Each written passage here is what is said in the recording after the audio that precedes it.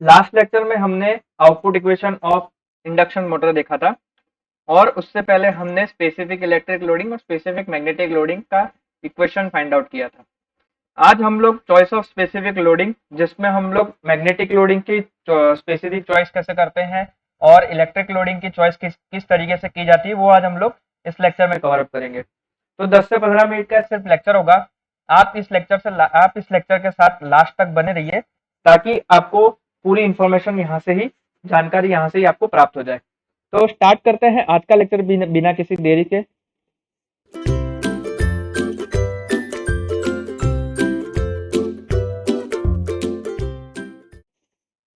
तो सबसे पहले है हमारा स्पेसिफिक मैग्नेटिक लोडिंग, या फिर आप लोग इसे कह सकते हैं एयर गैप फ्लक्स डेंसिटी। तो उसकी चॉइस किस तरीके से की जाती है, तो देखिए उसकी कुछ लिमिटेशंस है और उसके कुछ एडवांटेजेस हैं। तो वो एडवांटेजेस और वो लिमिटेशंस क्या है वो मैं आपको बता देता हूं। तो सबसे पहला हमारा आज का पॉइंट रहेगा, वो है हमारा मेन पॉइंट है हमारा चॉइस ऑफ स्पेसिफिक लोडिंग, जिसके अंदर सबसे पहला टॉपिक है स्पेसिफिक मैग्नेटिक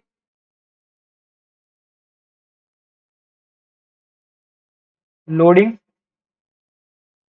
या फिर इसे हम लोग और दूसरा क्या कह सकते हैं, एयर गैप फ्लक्स डेंसिटी।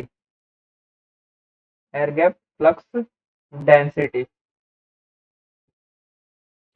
अब स्पेसिफिक मैग्नेटिक लोडिंग यानी आप इसे कैसे बीए भी कहते हैं आप इसे, ठीक है। तो जैसे जैसे ये जो आयरन लॉस है या फिर आप कह सकते हैं कि एयर गैप फ्लक्स डेंसिटी है, वो हमारी डिपेंड करती है किस चीज पे, स्टेटर और रोटर के बीच के एयर गैप पे। मींस जितना ज्यादा आपका स्टेटर और रोटर के बीच में गैप होगा उतना ही ज्यादा आपकी फ्लक्स डेंसिटी की जो वैल्यू है वो कम होती जाएगी, और फ्लक्स डेंसिटी की वैल्यू कम हुई तो आपका जो आयरन लॉस है वो आपका बढ़ता जाएगा। देखिए मान लीजिए, देखिए मैं आपको बता देता हूँ एक फिगर में। जैसे मान लीजिए ये आपका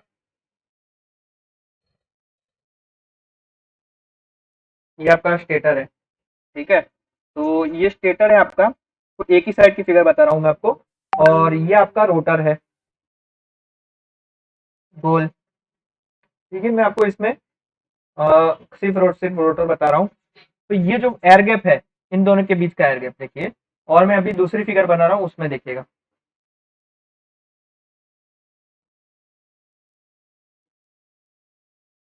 और इसका एयर गैप देखिए, ये दोनों के एयर गैप के बीच में हमें डिफरेंस देखने को मिलेगा। यहाँ पे आपका एयर गैप देखिए और यहाँ पे आपका एयर गैप देखिए, इन दोनों के बीच में आपको डिफरेंस देखने को मिलेगा।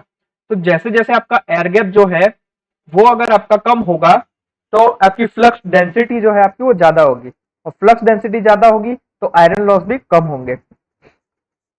वाइस वर्सा कैसा होगा कि अगर आपका एयर गैप ज्यादा है, यहाँ एयर गैप आपका अगर ज्यादा है, यहाँ देखिए इसका डिस्टेंस देखिए और इसका डिस्टेंस, एयर गैप अगर आपका ज्यादा होता है तो फ्लक्स डेंसिटी जो होती है वो हमारी कम होती है, और फ्लक्स डेंसिटी कम हुई तो यहाँ पे आपके लॉसेस बढ़ जाएंगे। इसीलिए इसीलिए जो होते हैं एयर गैप जो है वो नॉमिनल रखा जाता है, ताकि क्या हो, ज्यादा आपकी फ्लक्स डेंसिटी कम भी ना हो जाए और ज्यादा फ्लक्स डेंसिटी आपकी बढ़ भी ना जाए। ओके, तो ये यहाँ पे एक पॉइंट लिख सकते हैं कि आयरन लॉसेस जो होते हैं वो लार्जली हमारे डिपेंड करते हैं किस चीज पे, air gap flux density, air gap flux density पे।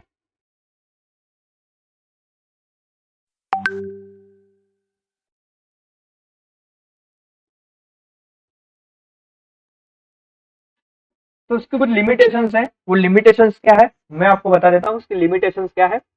तो यहाँ पे मैं पॉइंट लिख देता हूँ लिमिटेशंस। तो लिमिटेशंस ये है कि जो हमारा फ्लक्स डेंसिटी टीथ के अंदर होनी चाहिए, फ्लक्स डेंसिटी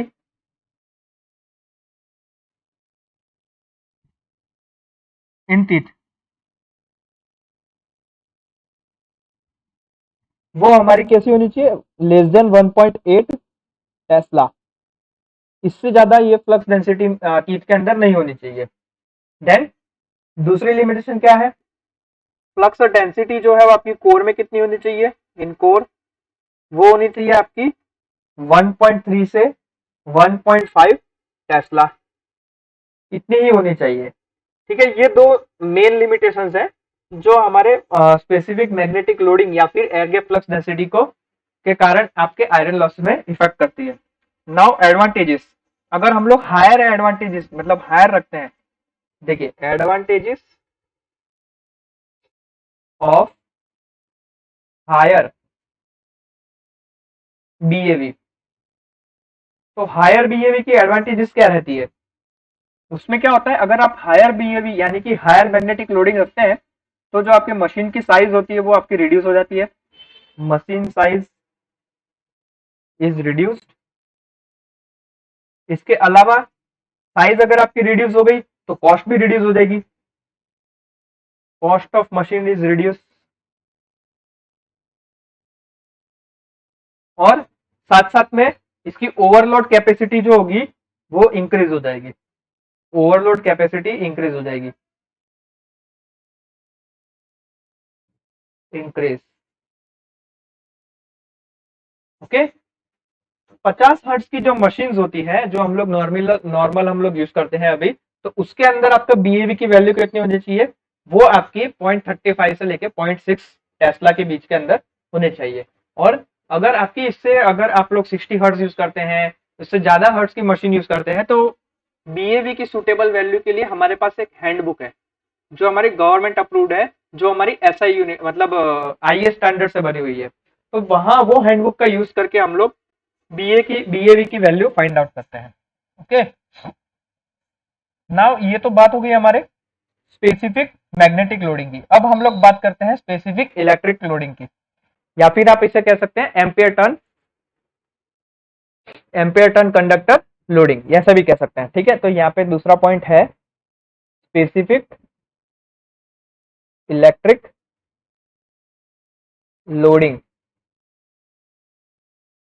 तो जो टोटल आर्मेचर एम्पियर कंडक्टर होता है वो उसकी जो हमारी रोटर होती है उसकी पेरिफेरी पे होता है। ठीक है, तो जो पेरिफेरी पे होने के कारण क्या होता है, उसके कुछ एडवांटेजेस भी होते हैं और उसके कुछ डिसएडवांटेजेस भी होते हैं।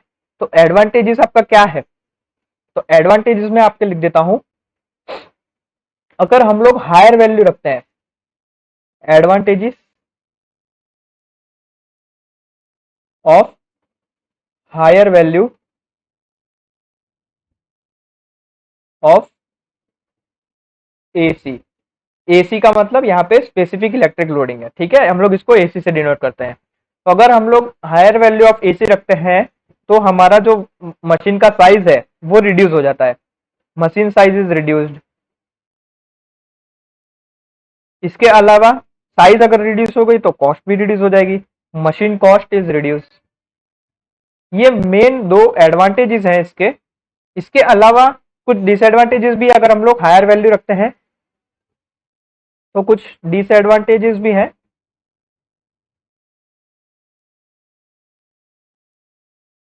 Of higher value of AC, AC यानी कि स्पेसिफिक इलेक्ट्रिक लोडिंग। तो वो क्या क्या डिसएडवांटेज है, तो सबसे पहला डिसएडवांटेज उसका क्या है कि अगर आपका हायर वैल्यू ऑफ एसी आप यूज करते हैं, इसका मतलब क्या होगा, कॉपर का अमाउंट आपका ज्यादा यूज होगा। तो higher amount of copper, copper अगर आपका ज्यादा होगा तो ज्यादा कॉपर लॉसेस भी होंगे, मोर कॉपर लॉसेस।